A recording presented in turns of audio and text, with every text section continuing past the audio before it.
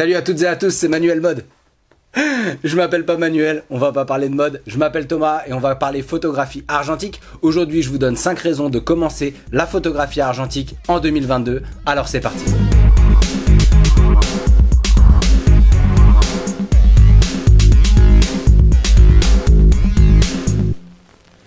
Depuis 3 ans, on a remarqué que de plus en plus de personnes se mettaient à la photographie argentique.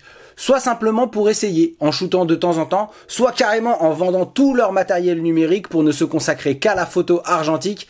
Alors peut-être que vous n'étiez pas prête ou prêt en 2019 et c'est ok.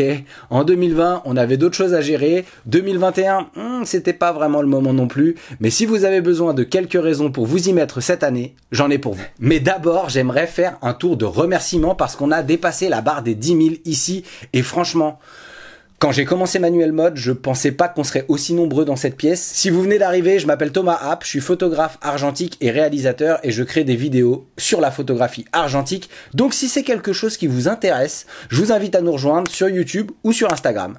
Je vais être ému, hein, je vous le dis. Merci à mes soutiens Tipeee, vous êtes celles et ceux qui me permettent de créer librement sans trop penser aux stats et ça c'est très important pour moi. Merci à Nation Photo qui me soutient maintenant depuis très longtemps mais très concrètement depuis 2 ans qui m'offre les développements et les scans de mes photos pour les échanges d'appareils ou pour ma pratique et ça fait vraiment sa différence parce que je pourrais pas faire autant de vidéos si je devais couvrir mes frais de labo. Merci à Maxime Marquez sans qui mes productions seraient de simples vlogs ou des facecam comme celui-là et c'est grâce à ton travail que les vidéos, notamment les échanges d'appareils, sont ce qu'ils sont.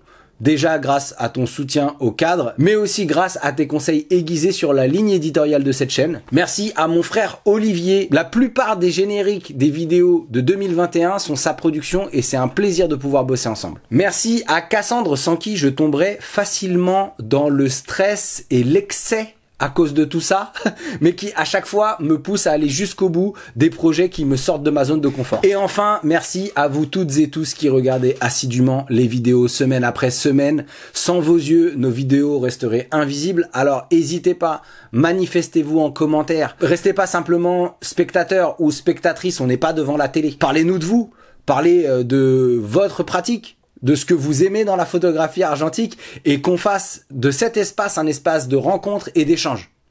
Voilà, ça c'était mon discours d'investiture, votez pour moi. Se renouveler. Si vous faites déjà de la photo et que vous commencez à tourner en rond, commencer l'argentique, ça peut être une bonne bouffée d'air. Et si vous n'avez jamais fait de photo, l'argentique c'est vraiment un bon moyen pour apprendre les bases de la prise de vue.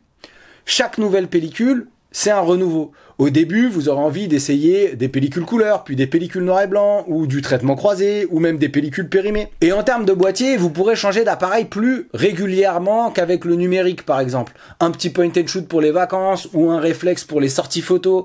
Moi, dès que j'ai une petite baisse de créativité, je change de boîtier, et ça me permet de revoir les choses un petit peu différemment, de shooter différemment, parce que chaque appareil induit son mode de prise de vue, en fait, et ça me permet de recharger mes batteries créatives.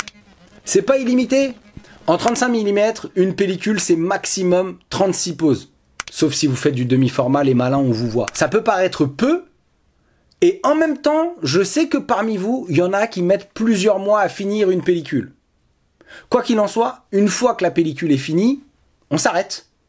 Et on recharge ou on reprend plus tard. Fini les retours de voyage avec 5715 photos à trier. Au retour à la maison, vous aurez au mieux peut-être shooté 2 pellicules et il en restera une 3e entamée que vous prendrez le temps de terminer à Noël. Et cette pellicule, elle vous rappellera que en fait, vous avez eu un gros trou de 6 mois pendant lesquels vous n'avez pas fait de photo. Comme c'est limité, on réfléchit plus avant de prendre une photo. Mais réfléchissez pas trop non plus. Si vous avez l'envie de prendre une photo, prenez-la. Vous risqueriez de regretter de ne pas l'avoir prise. On lâche le contrôle et le stress de la photo parfaite. Parce que de toute façon, la photo parfaite, elle finit par dormir au fond d'un disque dur. On rate quelques-unes de nos photos, mais on s'en accommode et on les accepte avec leurs petits défauts. C'est un peu thérapeutique cette histoire, non? Vous n'êtes pas obligé d'être photographe. Photographe, pour moi, c'est quelqu'un qui prend des photos. Souvent, on se dit, l'argentique, c'est la vraie photo. L'argentique, c'est la photo d'art. Alors que pas du tout, vous pourriez très bien prendre des photos juste de vos amis et de votre famille. Moi, j'étais naze en photographie numérique et c'est pas parce que j'ai fait de l'argentique que j'étais meilleur. Je vous assure, au début, je prenais que des photos de soirée et de mon quotidien et il n'y avait rien d'artistique là-dedans. Mais petit à petit, j'ai eu envie de m'améliorer, d'utiliser d'autres appareils, d'utiliser des meilleures pellicules. Et comme ça, j'ai aiguisé un petit peu mon regard. Mais au début, aucune prétention à être un artiste photographe. Et même aujourd'hui, je vous dis, moi, je fais de la photographie comme certains font de la course à pied. Voilà. Je suis pas très bon, mais j'y vais souvent. C'est toute une histoire, en fait. Je crois que je fais de l'argentique pour l'histoire. Les histoires qu'on se raconte. Moi, par exemple, j'utilise encore l'appareil photo que mon père a acheté à ma naissance. Et c'est pareil pour beaucoup d'entre nous. On prolonge l'histoire. Certainement que vos parents ou vos grands-parents, oncles ou tantes, cousins, cousines, ont un appareil argentique qui traîne dans un coin et qui n'attend que vous. Et si vous n'avez pas dans votre famille de boîtier, vous pourrez trouver toujours sur différents sites des appareils photo révisés qui fonctionnent. Oui, non, enfin là, il n'y a plus d'histoire. Disons que vous n'avez pas l'impression de prolonger l'histoire, mais l'appareil, lui, il a eu une histoire avant que vous l'ayez dans les mains. Un peu comme Dark Vador en 77, sauf que vous connaissiez pas son histoire à l'époque. Vous n'êtes pas né en 77, hein, c'est ça? Moi non plus. La durabilité.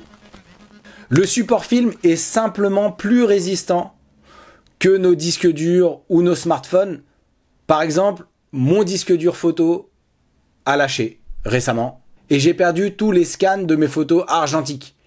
Mais j'ai aucune crainte parce que j'ai toujours mes négatifs. Un autre exemple, j'ai retrouvé des négatifs de 1972 chez mon père qui sont restés plusieurs années dans un seau, dans un garage. Allez savoir. On les a numérisés et on a encore quelque chose. C'était il y a 50 ans. Essayez de mettre un disque dur dans un seau, dans un garage, pendant plusieurs années, et dites-moi si les photos elles sortent encore. Il y a aussi cet appareil qu'on m'a offert qui contenait encore une pellicule de son ancien propriétaire, ou de ses anciens propriétaires, que j'ai fait développer. Et j'ai retrouvé comme ça les photos d'une famille que je connais pas. Je les ai pas retrouvées non plus, non, mais c'est pour vous dire à quel point ça tient. Pour conclure, il est jamais trop tard pour commencer quelque chose de nouveau. Alors oui, c'est peut-être à la mode, c'est peut-être tendance, mais les tendances et les modes, elles vont, elles viennent. Ce que vous vivrez quand vous commencerez l'argentique, vous allez le vivre comme quelque chose de nouveau ou comme un renouveau si jamais vous faisiez déjà de la photo argentique avant et que vous avez arrêté et que vous y êtes remis. Moi, j'ai commencé la trompette cette année à 35 ans alors que j'ai jamais fait de musique et ça me fait un bien fou. Alors si pour vous, c'est la photographie argentique, laissez personne vous arrêter. Voilà, c'est tout pour aujourd'hui. J'espère que cette vidéo vous aura donné envie de commencer la photographie argentique. Si c'est le cas, cliquez sur j'aime ou partagez-la. Abonnez-vous à cette chaîne si vous voulez voir d'autres vidéos de ce style ou si vous voulez découvrir mes autres projets. Si vous soutenez cette chaîne sur Tipeee, vous pourrez rejoindre notre groupe Team App sur Discord. C'est un endroit où on discute photographie argentique et où on se rencontre. Ce sont vos soutiens qui me permettent de ne pas être dépendant des marques et de la monétisation YouTube. Et je tiens à remercier chaleureusement toutes les personnes qui me soutiennent déjà. Si vous avez des questions, laissez-les en commentaire ou envoyez-moi un DM sur Instagram ou sur Twitter, j'irai voir vos comptes. D'ici la prochaine vidéo, faites encore plus de photos. Allez, ciao! J'avais dit que j'arrêtais les manuels mode, mais fallait que je le fasse celui-là.